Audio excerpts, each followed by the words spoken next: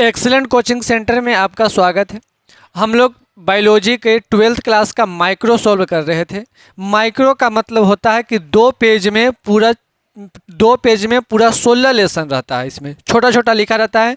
इसको रिवीजन करने के लिए सबसे शॉर्ट, सबसे आसान और सबसे अच्छा तरीका है। अगर आपको ये माइक्रो चाहिए तो कमेंट में अपना व्हाट्सएप नंबर लिख सकते हैं, आपको व्हाट्सएप पर भेज दिया जाएगा। ठीक है, हम लोग पहला लेसन का कर चुके थे। हम लोग आज दूसरा लेसन देख रहे हैं। दूसरा लेसन का नाम है पुष्पी पादपों में लैंगिक जनन। उसका सबसे पहला प्रश्न है, सबसे पहले जो विद्यार्थी इसको देखते हैं उनसे अनुरोध है कि वीडियो को सब्सक्राइब, लाइक और शेयर जरूर कर दें। सब्सक्राइब तो जरूर करें ताकि 1000 सब्सक्राइबर होने पर हम लाइव आ सकें। सब्सक्राइब कर दें। आज का सबसे पहला प्रश्न है, पुष्प का सचित्र वर्णन करें। पुष्प का क्या वर्णन करें? सचित्र वर्णन करें। फोटो निकालो। आज हम लोग इसका पुष्प का सचित्र वर्णन करेंगे।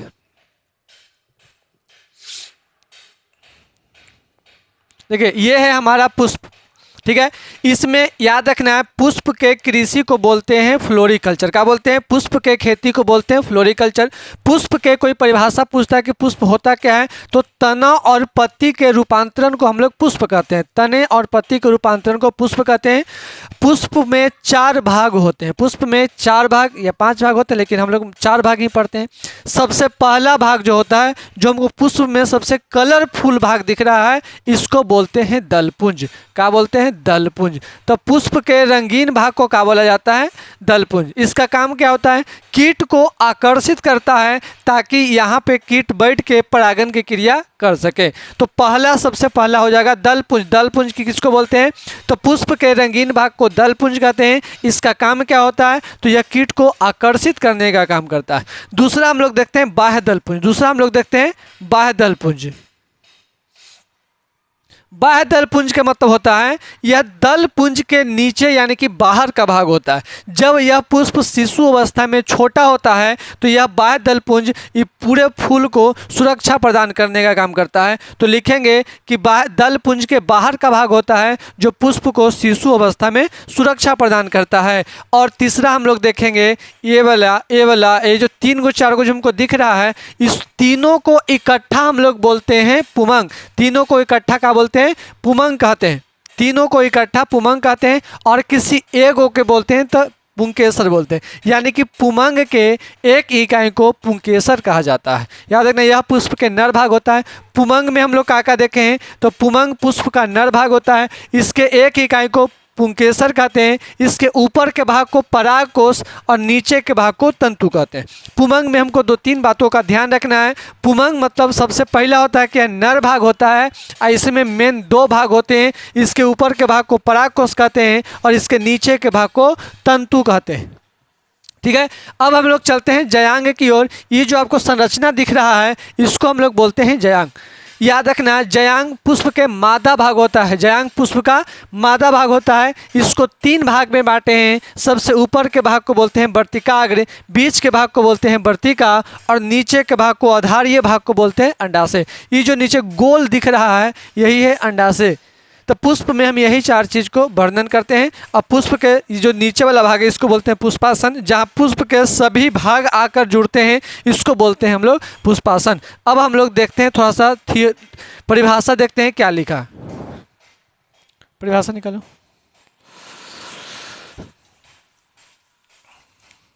वीडियो को ज़्यादा से ज़्यादा लाइक और सब्सक्राइब जरूर करें। देखिए, पहला है पुष्प का सचित्र वर्णन करें।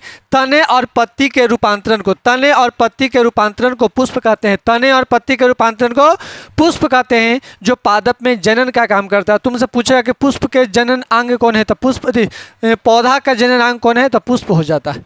जनन काम करता है। इसके कई भाग होते हैं। पहला हो गया दलपुंज। दलपुंज पुष्प का रंगीन भाग होता है। दलपुंज पुष्प का रंगीन भाग होता है जो कीट को आकर्षित करने का कार्य करता है। दूसरा है बाह्य दलपुंज। यह दलपुंज के बाहर का भाग होता है जो पुष्प को शिशु अवस्था में सुरक्षा प्रदान करता है। पुमंग यह पुष्प का नर भाग होता है। इसको एक इकाई को पुंकेसर कहते हैं। इसके ऊपर के भाग को परागकोश और नीचे के भाग को तंतु कहते हैं। जयांग यह पुष्प के मादा भाग होता है। यह पुष्प के मादा भाग होता है। इसके एक इकाई को पुंग के स्त्री केसर कहते हैं। इसके एक इकाई को स्त्री केसर कहते हैं। इसके ऊपर के भाग को वर्तिकाग्र, नीचे के भाग को, इसके ऊपर के भाग को वर्तिकाग्र, बीच के भाग को वर्तिका और नीचे के भाग को अंडाशय कहते हैं। ये था हम लोग के पुष्प के बारे में। अगला प्रश्न है, वह को इस तरीके से कहते हैं। अगला है पराग कोष का सचित्र वर्णन करें। अगला प्रश्न है पराग कोष का सचित्र वर्णन करें। अगला फोटो निकालो। पराग कोष पुष्प के, इसको जूम करो, ऊपर वाला ऊपर वाला ऊपर वाला, हाँ इसको दिख रहा है। देखो ये जो फोटो है ये पराग कोष का है। अब पराग कोष कहाँ रहता है, तो हम लोग बताए थे कि जो नर वाला भाग था, पुमंग था, उसके सबसे ऊपर के भाग को पराग कोष कह रहे हैं। यही पराग कोष का है। ये अनुप्रस्थ फिगर है इसीलिए ऐसा दिख रहा है। इसमें 4 भित्तियाँ पाई जाती हैं। इसमें कितनी भित्तियाँ पाई जाती हैं? 4 भित्तियाँ पाई जाती हैं। अच्छी परिभाषा निकालो। इसमें 4 प्रकार की भित्तियाँ पाई जाती है, एपिडर्मिस, इंडोथीसियम, मिडिल परत और टेपिटम। देखिए यहाँ है पराग कोष का सचित्र वर्णन करें। तो पराग कोष में 4 प्रकार की भित्तियाँ पाई जाती हैं। पराग कोष में 4 प्रकार की भित्तियाँ पाई जाती हैं। सबसे पहला है अधिचर्म। सबसे पहला है अधिचर्म, एपिडर्मिस, अधिचर्म।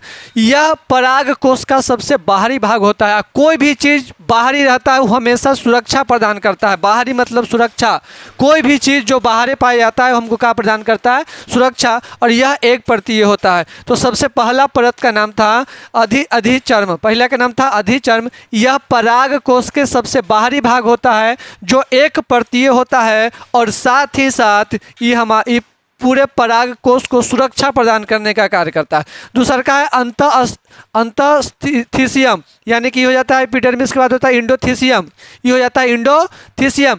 यह एपिडर्मिस के पीछे का भाग होता है, यानी कि सबसे पहले हमको एपिडर्मिस हो गया, उसके पीछे उसके बाद जो परत आता है उसको बोलते हैं इंडोथीसियम। यानी कि यह एपिडर्मिस के पीछे का भाग होता है जो स्फुटन के क्रिया में सहायता प्रदान करता है। जो स्फुटन की क्रिया में सहायता प्रदान करता है ये भी एक परतीय होता है। स्फुटन होता है फटना। जब पराग कोष फटता है, अब पराग कोष से परागकण निकलता है तो उसमें कौन वाला सहायक होता है? कौन परत होता है? तो इंडोथीसियम। कौन परत होता है? इंडोथीसियम। तो इंडोथीसियम एक परतीय होता है।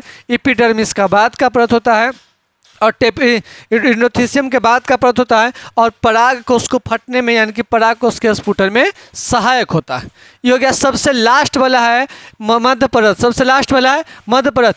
यह 1 से 3 परतीय होता है। यह 1 से 3 परतीय होता है। यह 1 भी हो सकता है, 3 भी हो सकता है, यानी कि यह 1 से 3 परतीय होता है जो भोजन को संग्रहित रख। यह मध्य परत, मध्य परत यह 1 से 3 परतीय होता है जो भोजन को कार्य रखता है, संग्रहित। जस्ट हलवाई वाला काम करता है। यह भोजन को बनाकर अपने पास स्टोर रखता है और टेपिटम को भोजन देकर अपने आप नष्ट हो जाता है। तो पूछेगा कि परिपक्व पराग कोष में क्या नहीं पाया जाता है? तो मध्य परत नहीं पाया जाता है। मध्य परत 1 से 3 परतीय होता है जो भोजन को बनाकर अपने पास संग्रहित रखता है।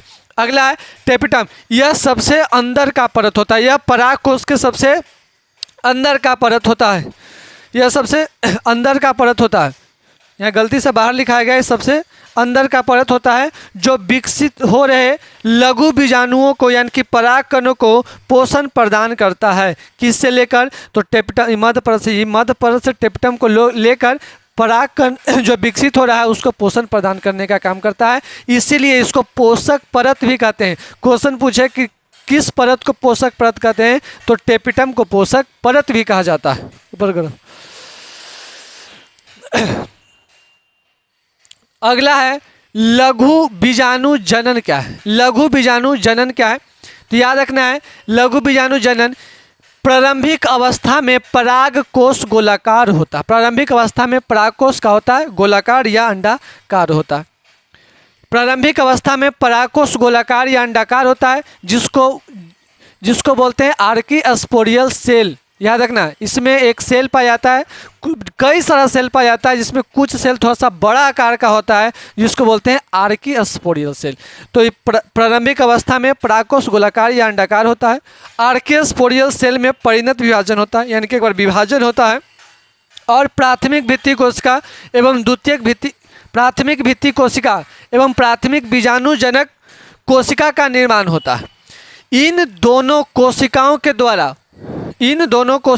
द्वारा पूरे परागकोश या लघु बीजाणु का निर्माण होता है। ये बहुत शॉर्टकट है, इसमें जानबूझकर शॉर्टकट डाला गया है ताकि 2 पेज में पूरा 16 लेसन है। इसका परिभाषा बहुत बड़ा होता है, लेकिन हम लोग 2 पेज में करने के चक्कर में इस थोड़ा थोड़ा शॉर्ट किया गया है।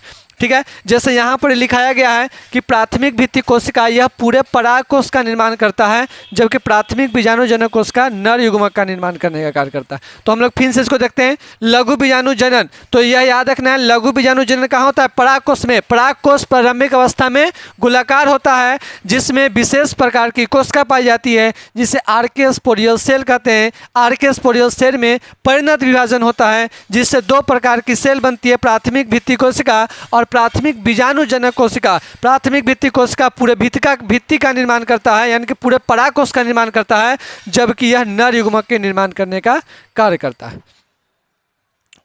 अगला प्रश्न है, परागकोश के स्फुटन का वर्णन करें। यानी कि परागकोश के स्फुटन यानी कि परागकोश से परागकण कैसे निकलता है, हमको ये बताना है। तो याद रखना है, परागकोश के स्फुटन का वर्णन करें। उत्तर हो गया, जब परागकोश परिपक्व होता है। जब परागकोश परिपक्व होता है तो इंडोथीसियम की परत पतली हो जाती है। जब परागकोश परिपक्व होता है तो इंडोथीसियम की परत पतली हो जाती है, जहाँ से परागकण बाहर निकलता है। इस क्रिया को परागकोश का स्फुटन कहते हैं। स्फुटन मतलब होता है कि परागकोश टूटकर परागकण बाहर निकलना स्फुटन कहलाता है। तो क्वेश्चन है, परागकोश के स्फुटन का वर्णन करें। तो सबसे पहला कि यह कौन परत में होता है? तो इंडोथीसियम में होता है। कब होता है? जब परागकोश परिपक्व होता है। तो जब परागकोश परिपक्व होता है तो इंडोथीसियम की परत पतली हो जाती है और टूट जाता है, जहाँ से परागकण बाहर निकलती है। इस क्रिया को परागकण का स्फुटन कहते हैं। अगला प्रश्न है, लघु बीजाणु या परागकण के बनावट का वर्णन करें। लघु बीजाणु या परागकण के बनावट का वर्णन करें। तो परागकण लगभग गोलाकार होता है। परागकण लगभग गोलाकार होता है, जो 2 आवरणों से घिरा होता है। परागकण लगभग गोलाकार होता है, जो 2 आवरणों से घिरा होता है। बाह्य आवरण को बाह्य चोल कहते हैं, जिसका निर्माण स्पोरोपोलिन से बना होता है। क्वेश्चन पूछता है कि परागकण खराब काहे नहीं होता है, परागकण विघटित काहे नहीं होता है? क्या कि परागकण स्पोरोपोलिन का बना होता है। यानी कि परागकण का जो बाहर बड़ा परत है उसको बाह्य चोल कहते हैं और स्पोरोपोलिन का बना होता है, जबकि अंदर का परत को अंतःचोल कहते हैं, जो पेक्टोसेलुलोज का बना होता है। पेक्टोसेलुलोज का बना होता है, जिससे कारण से यह मुलायम होता है। तो इसमें हम इतने दिए हैं परिभाषा। इसका भी परिभाषा बहुत लंबा है, लेकिन छोटा करने के चक्कर में परिभाषा भी हमको सटीक और छोटा छोटा देना पड़ा है। तो याद रखते, फिर से इसको देखते हैं। लघु बीजाणु को ही परागकण कहते हैं। तो इसका बनावट देखना है। तो यह लगभग गोलाकार होता है, यह 2 आवरणों से बना होता है। बाहरी आवरण को बाह्य चोल कहते हैं, जो स्पोरोपोलिन का बना होता है, जबकि अंदर के परत को अंतःचोल कहते हैं, जो पेक्टो और सेलुलोज का बना होता है। ठीक है। प्रश्न है, लघु युग्मक जनन तथा नर युग्मक जनन का वर्णन करें। लघु युग्मक जनन या नर युग्मक जनन का वर्णन करें। परागकण के केंद्रक में समसूत्री विभाजन होता है। ये मान लिया जाए कि परागकण है तो एक केंद्रक में एक बार समसूत्री विभाजन होता है। समसूत्री विभाजन होने का मतलब होता है कि ये जो सेल रहेगा वो के भाग में बढ़ जाता है, 2 भाग में बढ़ जाता है। यानी कि इसके केंद्रक में समसूत्री विभाजन होता है, जिससे जननिक केंद्रक और नलिका केंद्रक का निर्माण होता है। यानी कि 2 में बढ़ जाता है। एगो जननी केंद्रक बनेगा, ये आगे चलकर 2 भाग में बनेगा। एगो जननी केंद्रक, एगो नलिका केंद्रक में बन जाता है, विभाजित हो जाता है, यह निर्माण करता है।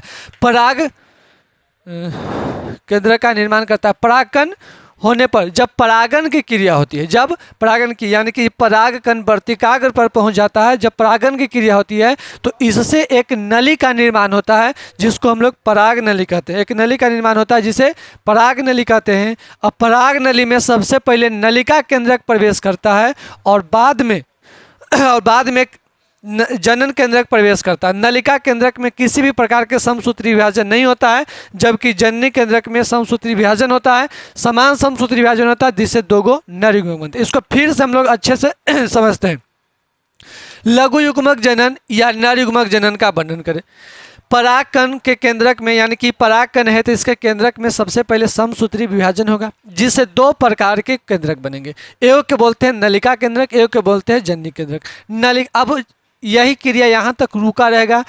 अब इसमें जब परागण की क्रिया होगा तो यहाँ से एक नली के निर्माण होता है, और इन नली में सबसे पहले नलिका केंद्रक प्रवेश करते हैं और उसके बाद जननी केंद्रक प्रवेश करते हैं। नलिका केंद्रक में किसी भी प्रकार का विभाजन नहीं होता है, जबकि जननी केंद्रक में समसूत्री विभाजन होता है, जिससे दो नर युग्मक बनते हैं। इसमें वो डिफाइन नहीं किया गया है। ठीक है, सुनकर लिखना है तो लिख सकते हैं या समझ सकते हैं। अगला प्रश्न है बीजांड या गुरु बीजाणुधानी का वर्णन करें। बीजांड या गुरु बीजाणुधानी का वर्णन करें तो याद रखना है, अंडाशय से बीजांड एक वृंत से जुड़ा होता है। अंडाशय से बीजांड एक वृंत से जुड़ा होता है, जिसे बीजांड वृंत कहते हैं। बीजांड का डायग्राम होता है, हम बना देते हैं इधर।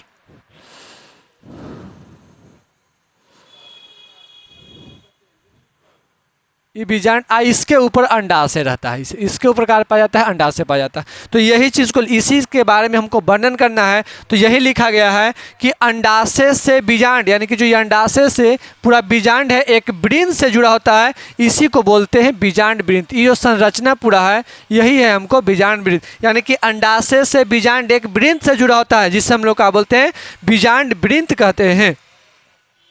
बीजांड वृंत कहते हैं। बीजांड वृंत जिस बीजांड से जिस स्थान से जुड़ता है, यानी कि जहाँ पर बीजांड वृंत और बीजांड आपस में जुड़ता है, उसको नाभिका कहते हैं। क्या बोलते हैं, नाभिका से, यानी कि ई वाला स्थान कहलाएगा नाभिका। जहाँ से बीजांड वृंत बीजांड से क्या किया है, जुड़ा है, इस स्थान को हम लोग बोले हैं नाभिका, जिसे नाभिका कहते हैं। इसके मुख्य भाग को बीजांड क्या कहते हैं, इसके मुख्य भाग को, यानी कि जो मुख्य भाग है इसको बीजांड क्या कहते हैं। और यह एक या दो आवरण से घिरा होता है, इसको अध्यावरण कहते हैं। यह एक या दो आवरण से घिरा होता है, जिसको क्या बोलते हैं, अध्यावरण कहते हैं। और जहाँ पर ये अध्यावरण अनुपस्थित रहता है उसको बीजांड द्वार कहते हैं। अब बीजांड द्वार के अपोजिट साइड चलेजा होता है, बीजांड द्वार के अपोजिट साइड चलेजा होता है।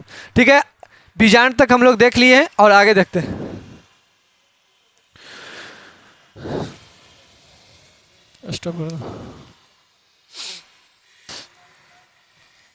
तो यही है बीजांड का फोटो।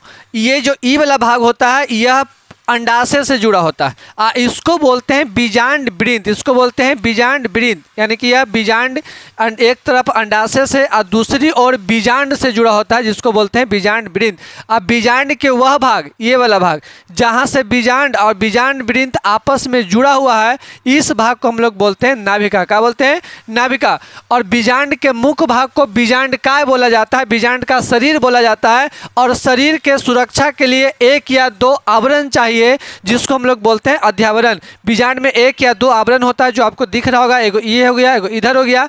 तो बीजांड के मुख्य भाग को बीजांड काय कहते हैं। बीजांड काय एक या दो आवरण से घिरा होता है, जिसको हम लोग अध्यावरण कहते हैं। लेकिन कुछ स्थान पर अध्यावरण नहीं है, यहीं तक है, कुछ स्थान पर खाली है, इसी को हम लोग बोलते हैं बीजांड द्वार। तो इसको बोलते हैं बीजांड द्वार। और बीजांड द्वार को जस्ट अपोजिट बोला जाता है चलेजा, इसी को बोला जाता है चलेजा या निभाग बोला जाता है। तो ये हम लोग का हो गया बीजांड का डायग्राम।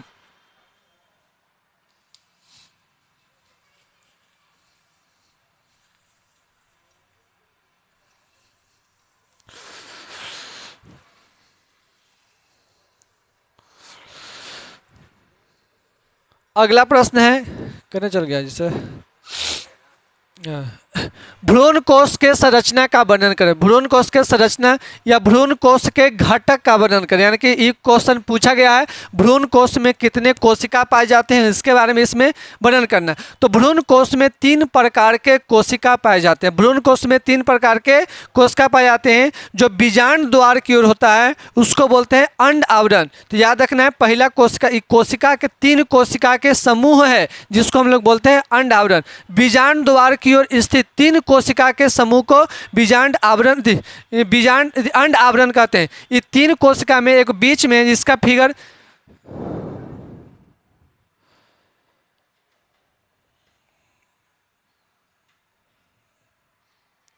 करो ना, फिगर निकालो ना, स्टॉप करो, स्टॉप करो। भ्रूण कोश में 3 प्रकार के कोशिका पाई जाती है। सबसे पहला कोशिका का नाम था सबसे पहला का नाम था अंड आवरण। फिर बीच वाला का था ध्रुवीय या केंद्रक, ध्रुवीय कोशिका या केंद्रक कोशिका। फिर सबसे नीचे वाला को बोलते हैं एंटीपोडाल। तो याद रखना है। चलो फिगर निकालो, तो फिगर निकालो। ये पूरा बीजांड का फिगर था। बीजांड के बीच में जो गोलाकार संरचना मिल रहा है हम लोग को, इसी को बोलते हैं भ्रूण कोश। भ्रूण कोश अलग चीज है, भ्रूण पोष अलग चीज है, इसी को हम लोग बोलते हैं भ्रूण कोश। इसमें 7 कोशिका और 8 केंद्रक पाए जाते हैं। जो बीजांड जो चलेजा की ओर तरफ होता है उसको बोलते हैं एंटीपोडाल। ये जो 3 कोशिका के समूह दिख रहा है इसको बोलते हैं एंटीपोडाल। इसमें 3 गो कोशिका और 3 गो केंद्रक होते हैं, जबकि जो बीच में दिख रहा है यह 1 कोशिका है और 2 गो केंद्रक है। इसको ध्रुवीय कोशिका कहते हैं। यही आगे चलकर भ्रूण पोष बनाता है। यह पूरा संरचना भ्रूण कोश कहलाता है। जबकि बीजांड द्वार की ओर जो 3 गो दिख रहा है इसको बोलते हैं अंड आवरण, जिसमें बीच में एक बड़ा होता है जिसे अंड कोशिका कहते हैं, जिसे भ्रूण कहते हैं या अंड कोशिका कहते हैं, और किनारे को सहायक कोशिका कहते हैं। जो दोनों तरफ होता है उसको सहायक कोशिका कहते हैं। तो यह 5 नंबर का पूछा गया प्रश्न है, जो कि फिगर बना के दर्शाना भी रहता है।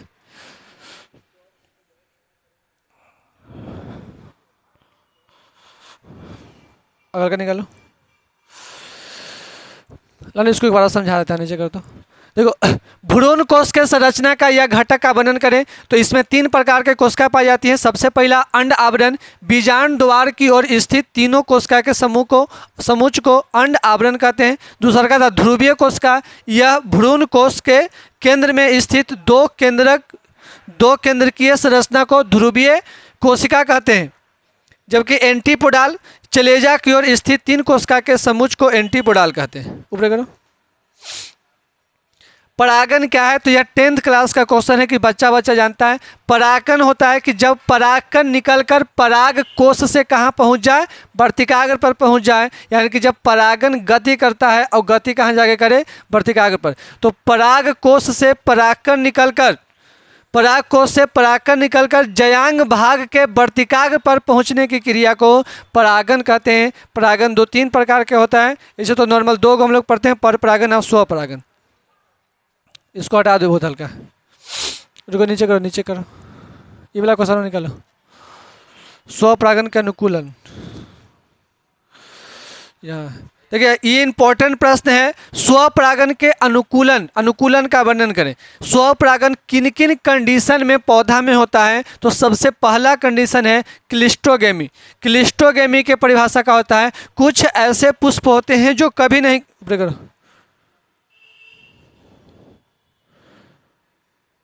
वो पार्टी पे जाने कहा लेना में, वो वाला लेना निकालो ना।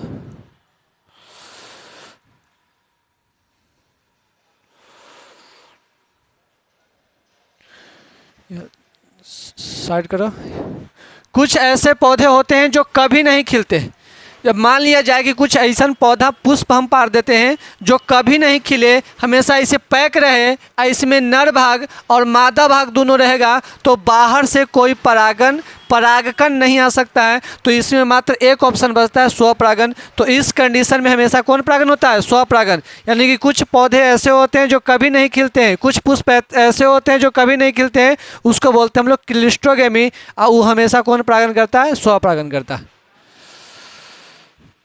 दूसरा का जब है अगल का है समकाल पक्वता। सम मतलब होता है समान, काल मतलब होता है समय, परिपक्व मतलब होता है परिपक्व होना। तो यानी कि जब नर वाला भाग और मादा वाला भाग दोनों एक समय पर परिपक्व होता है तो उसको बोलते हैं समकाल पक्वता। तो वैसे पुष्प जिनमें परागकोश नर वाला भाग, वर्तिकाग्र मादा वाला भाग एक ही समय में परिपक्व होते हैं, तो इसको उसमें हमेशा कौन परागन होता है? स्वपरागन होता है। 2 गो था। अगल का है पर परागन। ये अगला प्रश्न है। इसका अनुकूलन और एक होता है, यहाँ नहीं दिया गया है। पर परागन के अनुकूलन का वर्णन करें। तो जब पुष्प एक लिंगी होता है यानी कि या तो उसमें वर्तिकाग्र वाला भाग जयांग पाया जाए या पुमंग पाया जाए, दोनों में से कोई एक पाया जाता है तो कोई ना कोई वो हमेशा पर परागन करता है। तो जब पुष्प एक लिंगी होता है तो वह कौन परागन करता है? पर परागन करता है। दूसरा स्वयं बंधता, यानी कि किसी पुष्प में नर वाला भाग मादा वाला, दोनों नर में या मादा में से कोई एक भाग बढ़िया से काम नहीं करता है तो उस पुष्प को बोलते हैं स्वयं बंधता। जैसे चाय में होता है, सेव में होता है। तो याद रखना है स्वयं बंधता का मतलब होता है द्विलिंगी, यानी कि द्विलिंगी तो है, वह स्वपरागन कर तो सकता है लेकिन उसमें नर भाग या मादा भाग में से किसी रासायनिक पदार्थ के कारण कोई एगो अप्रभावी होता है। यानी कि द्विलिंगी पुष्प किसी रासायनिक पदार्थ के कारण इसके वर्तिकाग्र या परागकोश कुछ होते हैं अप्रभावी होते हैं, यानी कि नर या मादा में से कोई एगो काम नहीं करता है, अप्रभावी होते हैं, तो वह पुष्प हमेशा का पर परागन करता है। अगल का कहाँ है?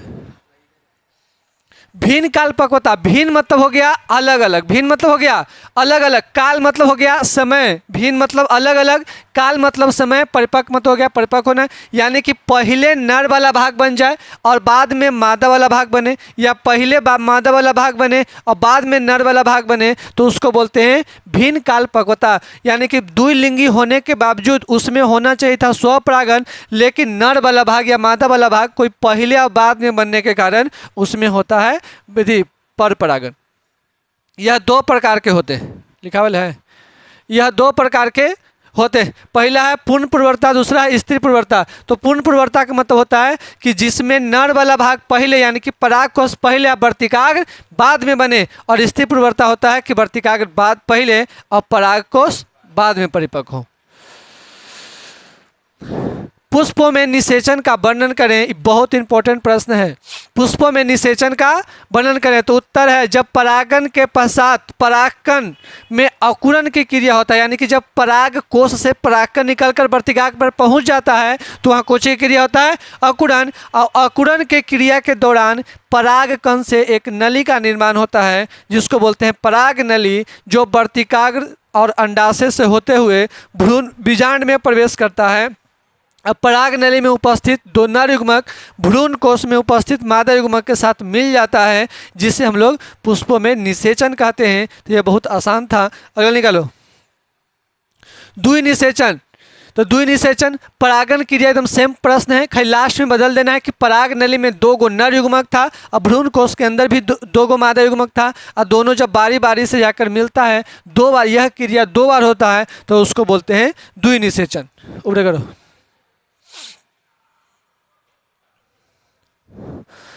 परागन के कारकों या अभिक्रमकों को लिखें। तो यानी कि परागन की क्रिया कोची कोची के द्वारा होता है। तो पहला होता है वायु परागन, पहला होता है वायु परागन। जब परागन की क्रिया वायु द्वारा होता है तो उसे वायु परागन कहते हैं। जब परागन की क्रिया वायु द्वारा होता है तो उसे वायु परागन कहते हैं। इस प्रकार के परागन छोटे होते हैं। कहाँ चल गया? जब परागन की क्रिया वायु द्वारा तो उसे वायु परागन कहते हैं। अगला क्वेश्चन था वायु परागन के विशेषता या अनुकूलन को लिखें। तो इस प्रकार के परागन छोटा रहेगा तभी हवा में उड़ सकता है, वायु परागन हो सकता है। इस प्रकार के परागन छोटे होते हैं, इसमें गंध का अभाव होता है। गंध अगर रहेगा तो कोई कीट के द्वारा जा सकता है, लेकिन गंध के अभाव के कारण इसको में कोई कीट यहाँ तक नहीं पहुँच पाया था। इसमें रंग का होता है अभाव।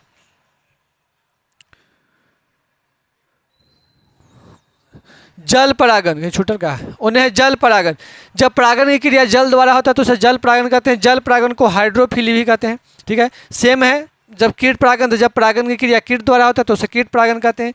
अब विशेषता, कीट कोई पौधा पर तब बैठेगा जब उसमें गंध होगा, मकर ग्रंथि होगा और देखने में रंगीन लगेगा, तभी उस पर बैठेगा। तो ये तीन गो हो गया विशेषता।